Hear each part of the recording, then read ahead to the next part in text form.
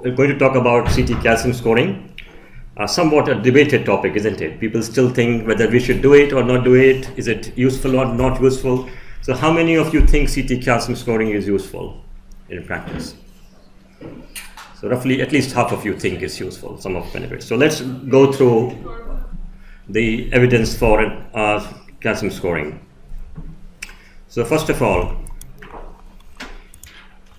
we will try to understand what it means when we see calcified lesions in the coronary arteries, and how do we measure or estimate the degree of calcium in the coronary arteries, and what are the different clinical applications and controversies surrounding calcium scoring.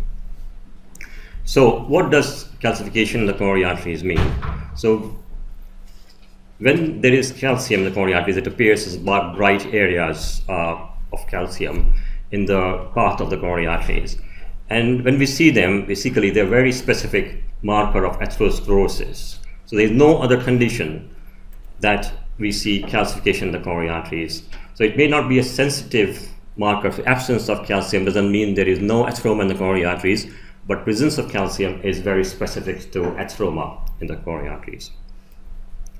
So as we know, the plaques, calcium is one component of the plaque in the coronary arteries. So you may have the lipid component, you have the fibrous tissue in the plaques, you would have macrophages and other different elements.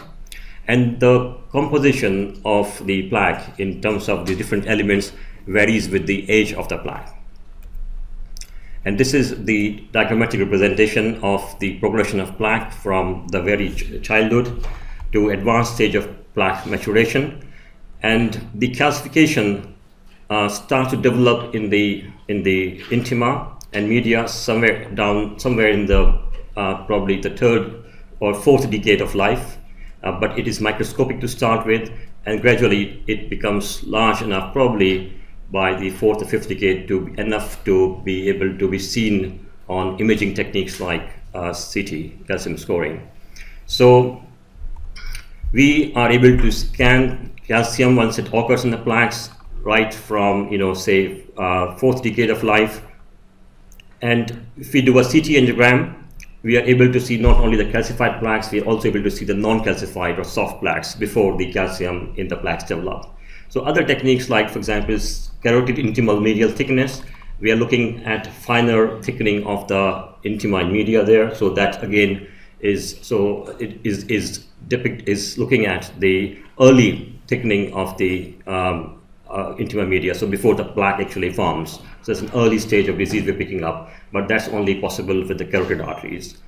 Stress imaging techniques, we're picking up this kind of luminal reduction, where there is significant obstructive stenosis causing ischemia, and that's where the stress imaging techniques become useful.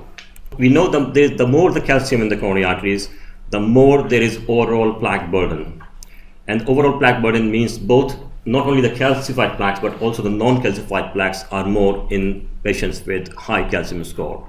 And it is not the calcified plaques that by themselves will rupture and cause either thrombosis or cause stenosis, but it is actually the soft plaque associated with the calcified plaque that would be the cause for MI and ischemia.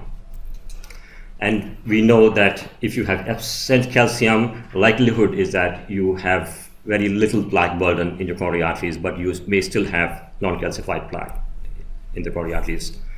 The fact that the calcium in the coronary plaques is associated with atheromatous disease was first recognized on angiographic studies performed in early 60s and 70s.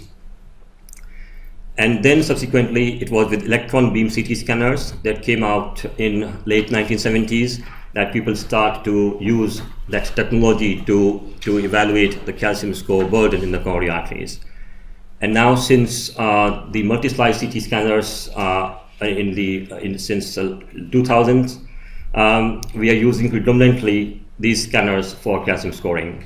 And we can also obviously use invasive methods like intravascular ultrasound to see calcium, but we can't use it in typical diagnostic purposes. So the electron beam CT scanners they were quite clever scanners in the sense that their temporal resolution was very, very good. So about 100 millisecond or so compared to what we have. So not only now the latest technology is coming up to this extent. And these scanners were designed to look at the myocardial perfusion to start with. So they were very rapid because there was no moving part. It was just electron beam moving around the patient. So there was nothing that was moving in terms of hardware. But somehow the use of these scanners got stuck to calcium scoring. But in 1980s and 90s, particularly in the US and some centers in Germany, a lot of these scans were done for screening purposes, and that produced a lot of data that we have today in terms of the use of calcium score. But because of the high cost of these scanners and limited availability around the world, their use was fairly limited in that sense. And now with the multi-slice CT scanners, we are using these the multi-slice CT scanners largely to do calcium scoring.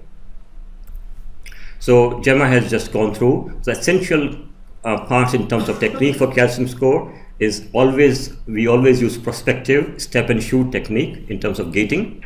We always use 120 kVp, and the reason we use 120 kVp is because the EBCT scanners use 120 kVp, and the software for quantification of the calcium score is calibrated to 120 kVp protocols. So recommendation is not to use 100 kVp or 80 kVp for calcium scoring, even though patient might be of smaller size. Then other thing is to use a slice collimation and increment of 3 millimeter, so 2.5 to 3 millimeter, contiguous scans without any overlap or gap. So this is again coming from the EBCT scanning protocols. That's where the different the scoring methods have been developed. So then question comes, when we see a calcified plaque, what actually is a calcified plaque in terms of scoring it? So we need to have 3 adjacent pixels of Hounsfield units of more than 130. So 3 pixels or an area of pixels being more than 1 millimeter square. But they have to have this attenuation density to be able to be quantified as a calcified plaque. And the reason for this is that sometimes you would see 1 or 2 small tiny bits of calcium in the coronary arteries, and they could be noise. So not to quantify noise as calcium, this parameter or threshold of 3 pixels have been used. So the commonest method we use in practice for scoring is called the Agatston calcium score. So this takes into account the area of the calcified lesion and it multiplies that by a peak attenuation factor. And this peak attenuation factor is an arbitrary factor. So depending upon the density, the factor increases from 1 to 4. So you multiply the number of the peak attenuation factor to the calcified plaque area for that particular plaque, and you get a score of that plaque. And for the multiple calcified plaques in the coronary artery, you sum up the scores of those individual plaques to give you a total score, calcium score. And as you will see later on tomorrow, so we circle the plaques on the software, and software automatically calculates the individual plaque score, the artery score, and the total score for that particular patient. So where does the word Agatston come from? Anybody knows? Agatston.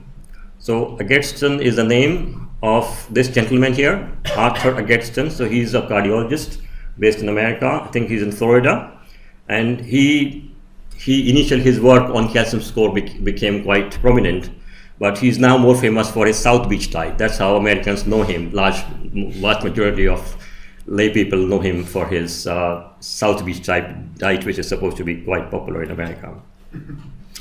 But he's a preventive cardiologist and has done a lot of work on imaging as well in terms of risk assessment and prevention, cardiovascular prevention. So besides Agatston score, there are 2 other methods of calcium scoring. The first is volume score, which is nothing but sum of the areas of all lesions. So it doesn't take into account the attenuation factor. And then the third method is called the mass score. The mass score also takes into account the calibration factor of the individual calcified plaques. And this is slightly more difficult to do. Not all scanners have the capability of doing mass scores. So these methods, each of them have their own advantages and limitations. So Gadsden score is the oldest, most data is available for Gadsden score, and it has become the standard of reference. Disadvantage is that there is a lot of inter-scan variability when we talk about the Gadsden score. MAS score, on the other hand, has the least inter-scan variability because it is calibrated to the scanner, and it is more portable between different scanners. But we do not have enough data for the MAS score to make it for use in practice. So the amount of variability we are looking at for Gadsden score is almost up to 30%. So if you scan the same patient twice, two scans consecutively, you may find variation of that much. While with MAS score, it is much lower. So we have to bear that in mind when we do follow-up CT calcium scores. So I always recommend not to follow up less than 3 years. So you have to allow that much plaque progression to happen before you scan. Otherwise, your amount of difference you will see may not be a real progression of plaque. It may just be simple inter-scan variability. So to give a gap of at least 3 years minimum. Now this is data from a large cohort of asymptomatic people coming to the clinics in America. So 35,000 or so. So showing the distribution of calcified plaques or calcium score in the asymptomatic population. And you can see that the degree of atheroma calcium score increases with age, more so in males. So in women it lags by about a decade or so, but it increases with age. And the same information here is depicted in terms of the age groups, sex into percentiles. So some people tend to use percentiles when they, apart from the absolute calcium score, when they try to depict the degree of calcium score in a report. So how these can be useful? So if someone has a calcium score of say 40, and he is a man of 45 years old, so a score of 40 for a 45-year-old means that it is above 75th centile for that particular patient. Okay, so it's on the higher side for that person. While a score of 40 for somebody in their 60s would be less than 50th centile. So that means in a younger patient it's more valuable because it means slightly more aggressive atheroma formation in the coronary arteries of that particular individual. So where these scores are low, where the patients are younger, and you want to determine the value or importance of a particular calcium score for the younger patient, relating to their age and sex percentiles can be helpful, but not very helpful for older people. And on the softwares like this, the calcium score, when you quantify that, the software will automatically depict that in terms of these percentile graphs, like in this case, for example. So apart from that data that I showed you, which is based on asymptomatic people coming for the screening clinics, that was all retrospective data. So that data has been criticized a lot. So there have been two prospective, proper epidemiological studies conducted in the last decade, between 2000 and 2010. And the first study is called the MESA study, which was done in US in about 6,000 to 7,000 odd people. And the second one is the German study called Recall study. And this is again in about 4,500 asymptomatic people. So the data that's come out in terms of score and distribution with age and sex is pretty similar, was found to be pretty similar to that other data, which was retrospective data. So not much difference was found. So we look at what score is clinically significant, and I've also just told you about absolute versus percentile score, but we will look into it further. So what are the indications for calcium scoring? So two broad indications. First is for risk assessment in asymptomatic people, and second, to exclude obstructive coronary artery disease in patients presenting with stable chest symptoms. The two main broad indications. So let's look at the first one about risk assessment. So simple basis of risk assessment. So if you look at the whole population as a pyramid, so we know in symptomatic people who have got some stable chest pain, angina, so their the outcome could be acute coronary syndrome of some sort, and they may die of that. So that could be the outcome. But we know the larger population, asymptomatic people who currently doesn't have any angina, a large proportion of them are going to have the events, the acute events, coronary events. And we know that these events can be modified by means of lifestyle changes and anti-cholesterol treatment. So the challenge is that how we identify asymptomatic individuals who would be at highest risk of having these coronary events. And in clinical practice, one uses the traditional risk factors, and based on different calculators like the Framingham risk score, which is probably the most commonest in the world. In UK, we have the Q-risk, or the Joint British Society 3 now has come out. In Europe, you have the SCORE, S-C-O-R-E. The different methods are used. I don't know what people use in Middle East. From anybody from Saudi or Dubai, what you use in Middle East? Framingham. And you know the Framingham is based in US middle class white US population, and it doesn't relate at all to populations outside that specific area. But still it is widely used across the world. So these risk scoring methods, they divide the asymptomatic people into low risk, intermediate, or high risk based on their age, sex, hypertension, cholesterol level, etc., etc. So we know that these methods, they predict only maybe 60% of the risk, because they are largely based on population data and not predicting the individual risk as such. So experts in preventive cardiology, some of them propose that direct plaque imaging may be a better method of assessing individual risk. And of the two direct plaque imaging methods, calcium score and measurement of carotid intimal medial thickness are probably the most commonly used methods.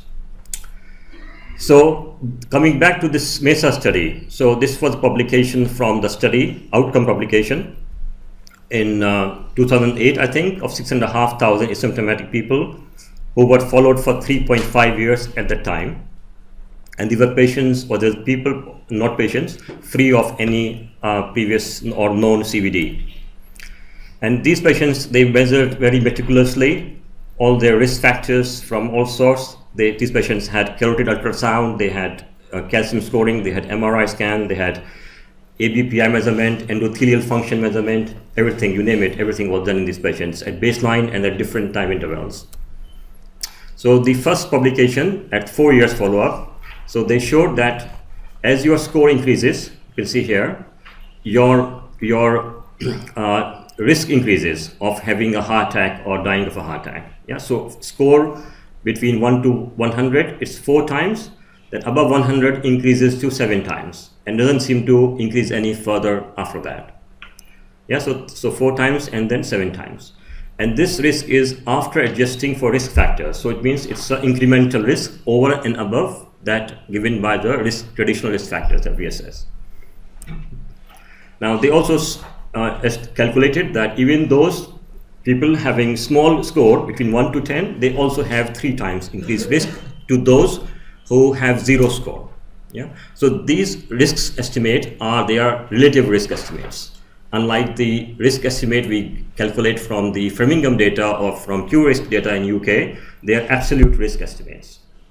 Yeah, so absolute and relative, they're 2 different methods of risk estimation.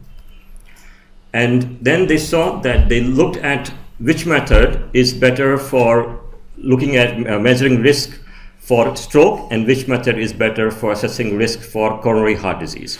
So not surprisingly, calcium score was superior to estimating risk for coronary heart events compared to IMT score, which was superior, slightly superior to calcium score for assessing the risk for strokes. So when they looked at different other markers, so here ABPI, brachial, FMD, which is measuring the endothelial function, calcium score, IMT, family history, CRP, etc.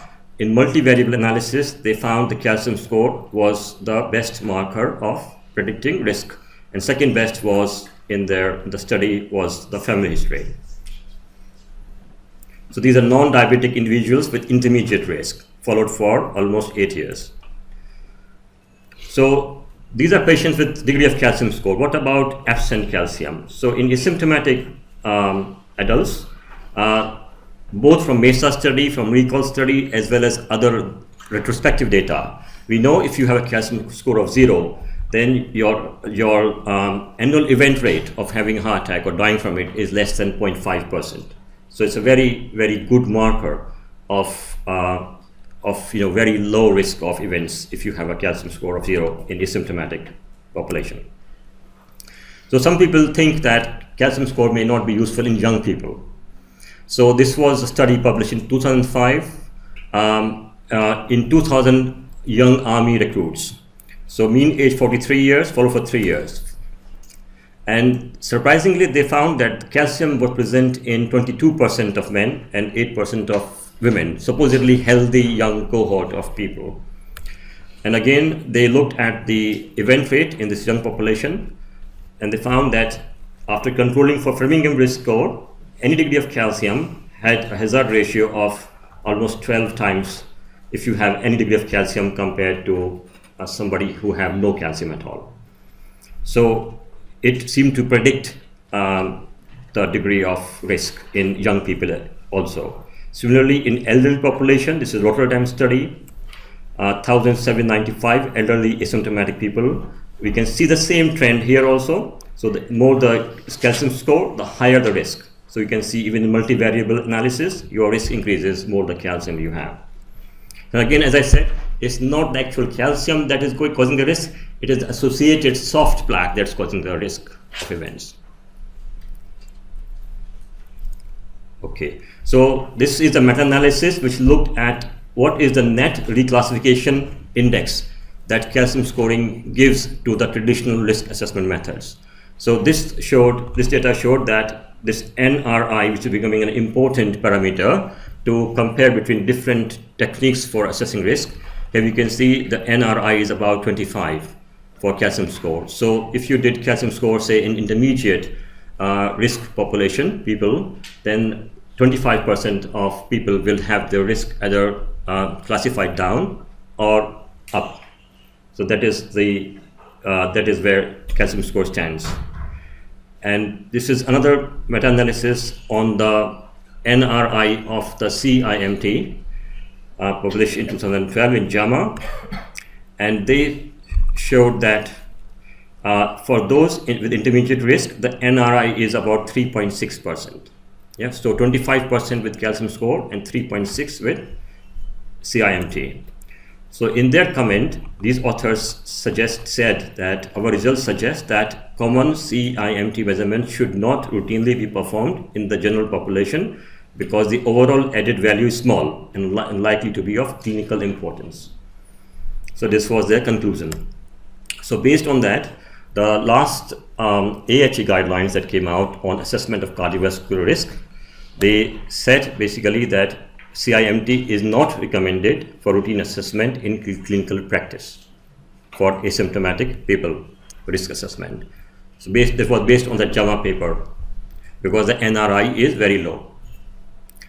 For calcium scoring, they said that CAC is likely to be the most powerful or most useful of the current approaches to improving risk assessment among individuals found to be at intermediate risk after formal risk assessment. So after using Framingham score type of risk assessment, calcium scoring is going to be the most useful. But they still gave this level 2B evidence because of cost considerations and because of supposed high radiation exposure to calcium scoring scan if used widely in the general population. So they didn't recommend it in the guidelines, but still said evidence favors calcium scoring quite heavily. So we have in UK, we have our own Royal College of Radiology guidelines, which recommend either carotid ultrasound or calcium scoring for patients with intermediate risk.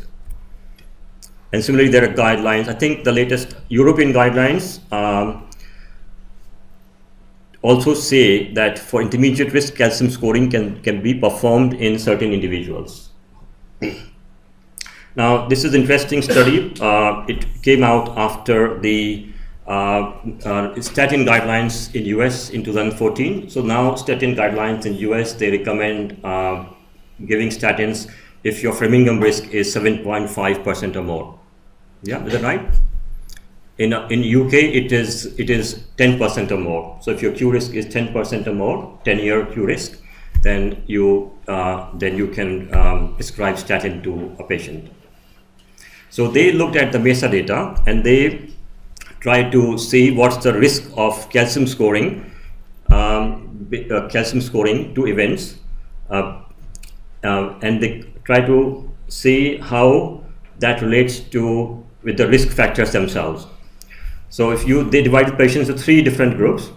So first group was if the 10-year risk is more than 7.5%, in which the AHA guidelines recommend statins. Second was a lower risk group, which is 5 to 7.5%, where statins could be considered, could be not recommended, but could be considered in this group. And then very low risk group, where statins are not recommended. So what they found was that if you have calcium score of 0, you have a very, very low risk, which they knew from the MESA outcome study. Now, if you plot this into the statins recommended, which is more than 7.5% 10-year risk, you can see about 40% of these patients have calcium score of 0. The ones with the group between 5 to 7.5% risk, about 60% have calcium score of 0. And the lowest risk, 80% patients have calcium score of 0. So I think importance of the study is showing that about 40 to 50% patients in the group where guidelines are recommending statins, actually, if they have calcium score of 0, they do not require statins because their risk is very, very low. Does it make sense?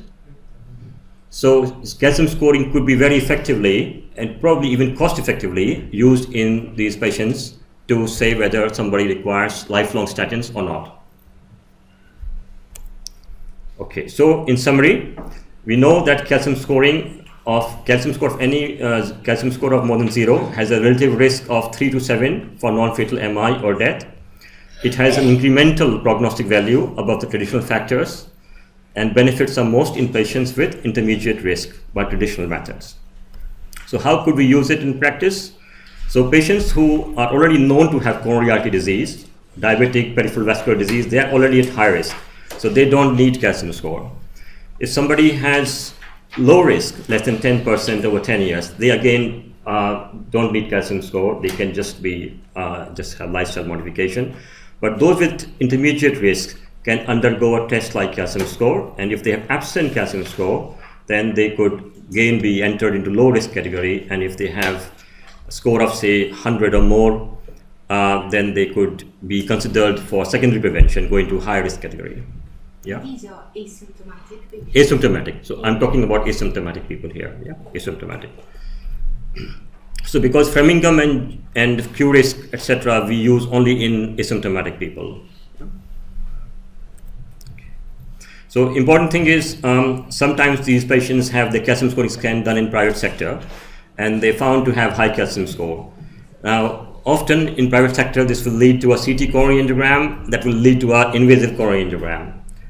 And the question comes, if you find a tight stenosis somewhere, what to do in these patients? So one enters into a gray area of lack of evidence, what to do when you find a tight stenosis on coronary angiogram in somebody who is asymptomatic, following a high calcium score particularly. So that triggers a series of investigations.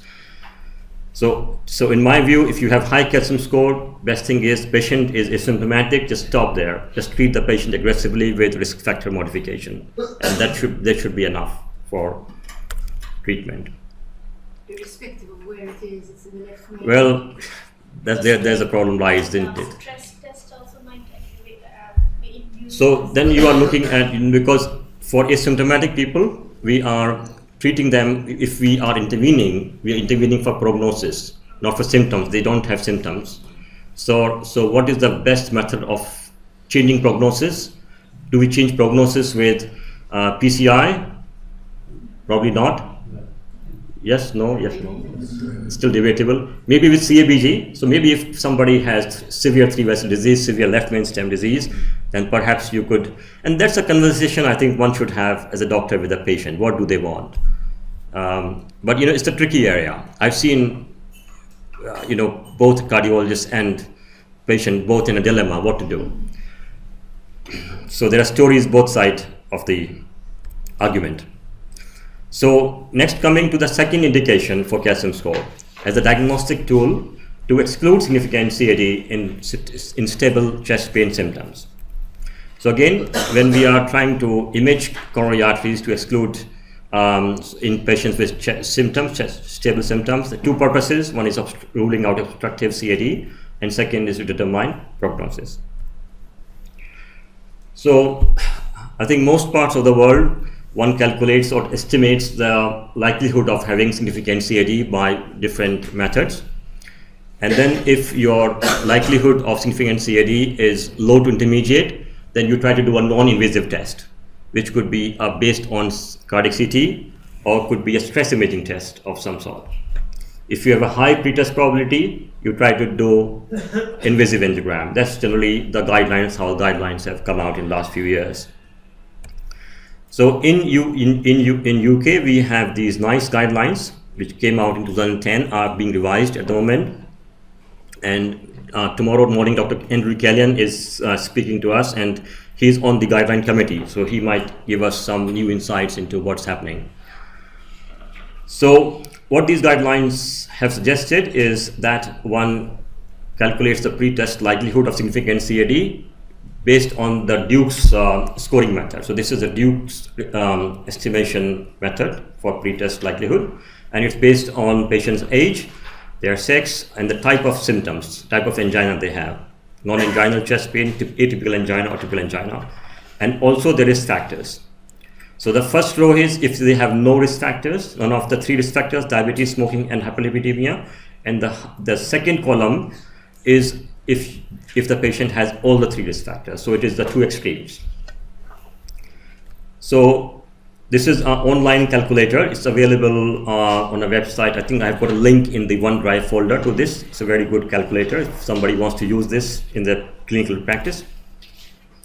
So basically, based on the pretest likelihood, the guidelines suggest that if you have low likelihood, between 10 to 29%, then you start along the CT pathway. If you have intermediate likelihood, then you do assessment with functional or stress imaging method. And if you have high pretest probability, then you go down the invasive angiogram route. So for CT, for the low pretest probability, they suggest start with calcium scoring. If your calcium score is 0, then you consider patient is having a non-cardiac chest pain. If calcium score is between 1 to 400, then you proceed to do a CT coronary angiogram. If it is scoring more than 400, then the patient goes down the high pretest probability pathway. So that's where the NICE guidelines set the limit of 400 to stop there, not do CT coronary angiogram if your calcium score is 400. And this was purely arbitrary limit they set up, but that's what it was. So now, say patient has some degree of calcium score. Patient has come with stable chest pain symptoms, has a calcium score done, and they have any degree of calcium between 1 to any upper limit. Now, there were initial studies done in the time before CT angiogram came into being. So patients with typical angina going for a catheter angiogram, and in these patients calcium scoring was performed.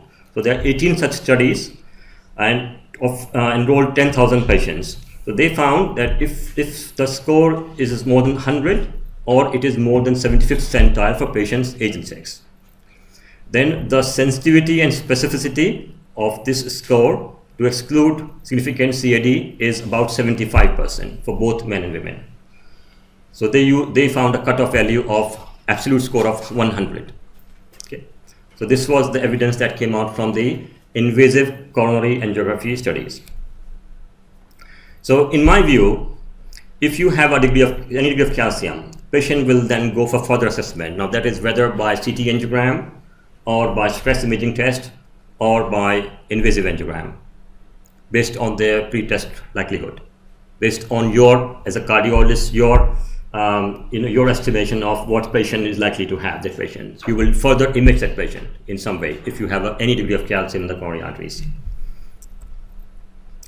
So what about, so that takes care of it. Further investigation in these patients with a degree of calcium will be required, and that will take care of what happens, what you find. So that's not very important from the calcium score point of view.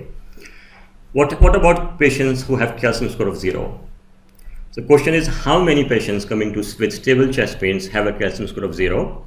And second, what is the prevalence of obstructive coronary artery disease in these patients? So the same studies where patients were going for invasive angiogram with typical angina, in that cohort, calcium score of 0 was found in about 20% of patients. Yeah, and it was found that about 2% of them had more than 50% luminal stenosis on the invasive angiogram. So that was that rate in patients going with typical angina. Then there are 2 studies that were published with where patients have had calcium score and CT angiogram. So these studies, they showed that, and one is large study of 700 patients. So they showed that in patients with 0 calcium on CT angiogram, anywhere between 9 to 19% patients can have more than 50% luminal stenosis. So high proportion of them. And they said that we should not stop at calcium score of 0. We should proceed for a CT angiogram in patients irrespective of the, absence or presence of calcium. But when we look at the literature, the study cohort closely, we find that a large proportion of their patients had acute coronary syndromes. So they were not patients with stable symptoms. Yeah, so this is very important differentiation between a stable patient and an acute patient. There are two different groups of patients entirely. Then subsequent data that came out. So one of the largest studies is CONFIRM study, which is a multi-center international study, which has been enrolling patients since I think 2007, 2008. And so they reported the results of 10,000 patients with stable symptoms, and they found that about 50% patients have a calcium score of 0, and the prevalence of obstructive coronary disease, more than 50%, is around 3.5%. And other 2 studies here report a low prevalence as well. In our own Harefield data of 2,730 patients having both CT, angiogram, and calcium scoring, roughly same, half the patients have calcium score of 0. So a large proportion, 50% is a large proportion, isn't it? You have to decide what is the importance of these patients in terms of obstructive disease. And less than 2% patients have stenosis of more than 50%. So going in a bit more detail in our data from Harefield. So we have around 4,000 patients in total who have had calcium score or a CT angiogram with calcium score. And we have a follow-up of up to 13 years, so one of the longest follow-ups available in stable patients. So this is the distribution of the pre-test likelihood in our cohort. So you can see a reasonably fair distribution, and that's to do with chest pain symptoms. So about 20% patients have typical angina. So if you look at this graph now, so here it shows that in patients with calcium score of 0, 1.2% patients had moderate stenosis between 50 to 70% on the CT angiogram, and 0.5% had more than 70% stenosis. And we did a stress imaging or invasive catheter angiogram in all these patients. So we had the data. We found that only 4 out of these 24 patients, so only 0.3% patients in total, had a flow limiting stenosis. So most of them were artifacts or they were not functionally significant. So now we have the answer to these 2 questions about calcium score of 0. So we know that the prevalence of calcium score of 0 in patients with stable symptoms is almost 50%, half. That's a good percentage.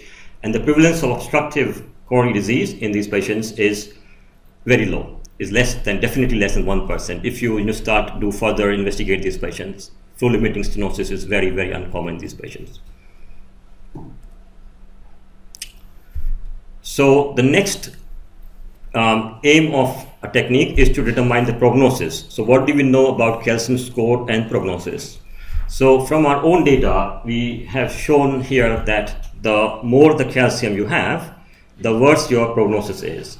Yeah. So it's just like anything. So like CT angiogram, the higher the grade of stenosis you have, the worse prognosis you will have. So it's similar. But how do the two techniques compare? So we'll come to that. So this is another study from US, in which they looked at 2,500 patients who have had a CT angiogram, and they follow up for 78 months. So they showed that if you have non-obstructive disease on CT angiogram, the degree of calcium itself is a prognostic marker. So this is after adjustment for the risk factors. So that itself is very important in terms of prognosis. So when in our data, when we compared the value of calcium score and with the degree of coronary artery stenosis on angiogram, any model you take here, either with any degree of calcium, any degree of stenosis, it was the calcium score actually which was significant in all the different three models, over and above the prognosis given by the CT angiogram stenosis. And interestingly, when we looked at the survival on the Kaplan-Meier's survival curves of patients who had a calcium score of 0, but with and without soft plaque on the angiogram, we found no difference in survival. Yeah, so there was insignificant difference in the survival.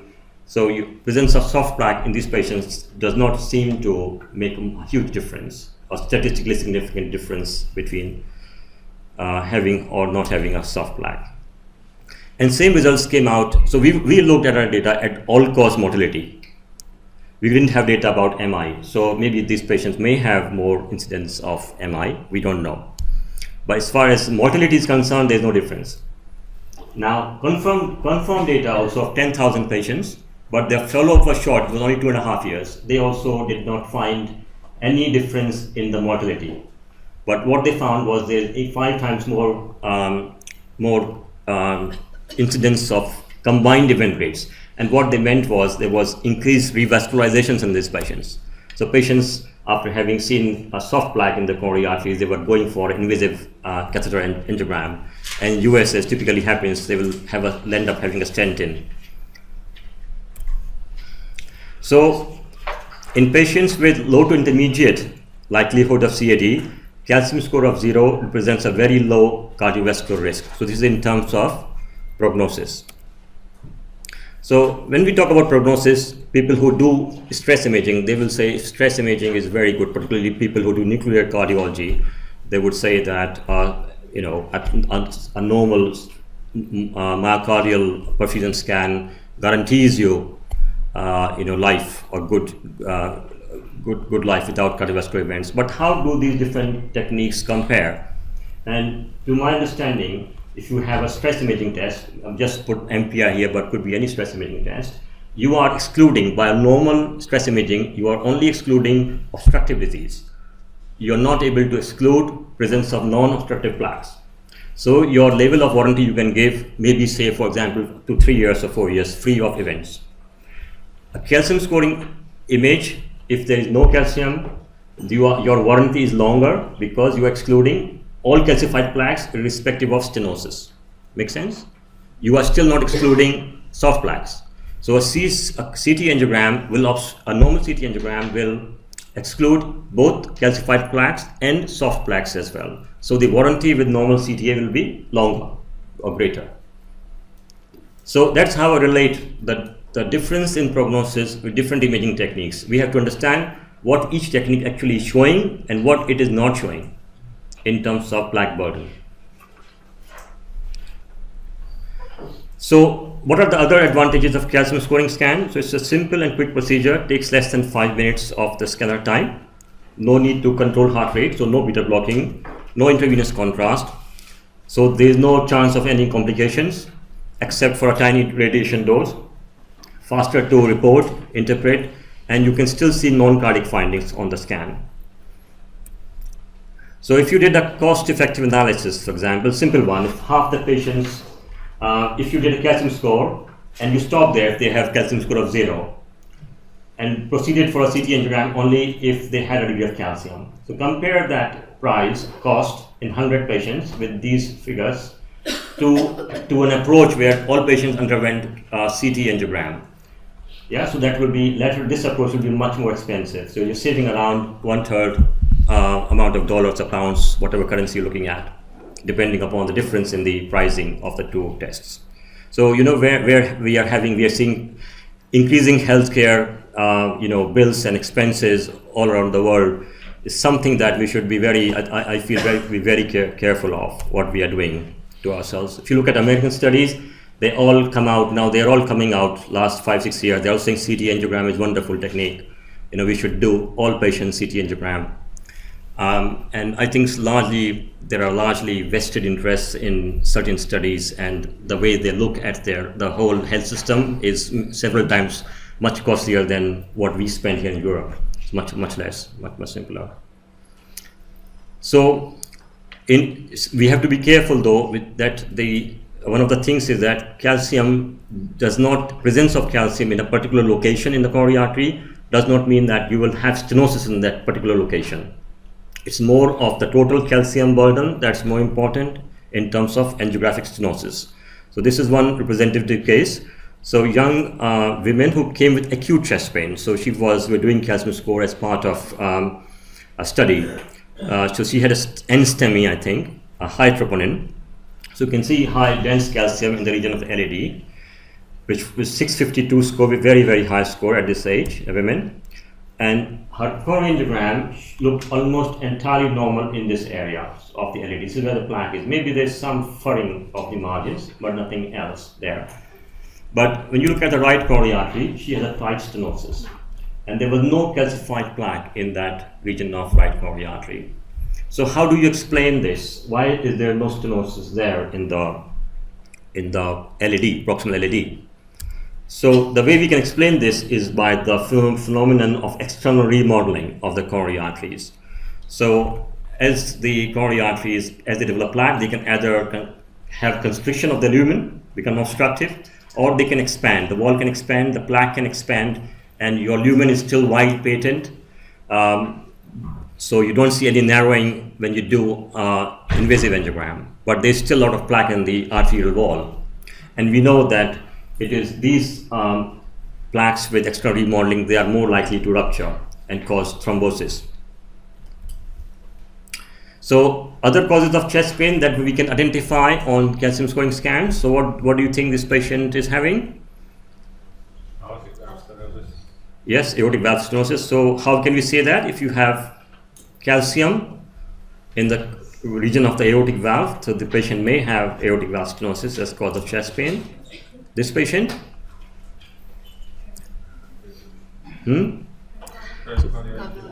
So you can see the pericardium is thickened. So this patient could have, pericarditis, for example, with or without constriction. And then a common cause we see is hiatus hernia. So this is quite a common finding we see patients, particularly when your calcium score is 0, then you need to think what else could be causing patient symptom. And common reflux is such a common symptom to have.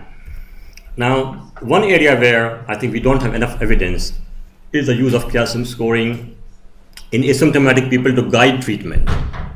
Yeah. So whether using calcium score or degree of stenosis on CT angiogram, if you guide your treatment based on that, would you change somebody's prognosis or outcome if they are asymptomatic? Yeah. So there are 2 or 3 studies in this regard, but none of them are powerful enough. So I will leave that in for the time's sake. None of them are powerful enough with strong sample size to come to a good, reasonable conclusion. And also, I think their endpoints are probably not the right endpoints. So Factor 64 study. This is in diabetic asymptomatic patients who had CT angiograms performed. And so I leave that you too. So the criticisms of both these studies are they are underpowered. So in terms of clinical indications in clinical practice for calcium scoring would be asymptomatic people with intermediate risk with traditional methods. So their calcium score could help to reclassify a certain proportion of people. In symptomatic patients with stable symptoms, if their p-test probability is 10 to 60%, I would say any p-test probability, but you're more likely to benefit if they are at low to intermediate p-test probability patients. You could use calcium scoring to triage. If your calcium score is 0, then you don't do anything. If you have any degree of calcium, then you do further investigation in those patients. As an adjunct, so you can use it as an adjunct tool, calcium score, if patient is going for a stress imaging test, for example. So stress imaging is normal, but patient has a score of 400.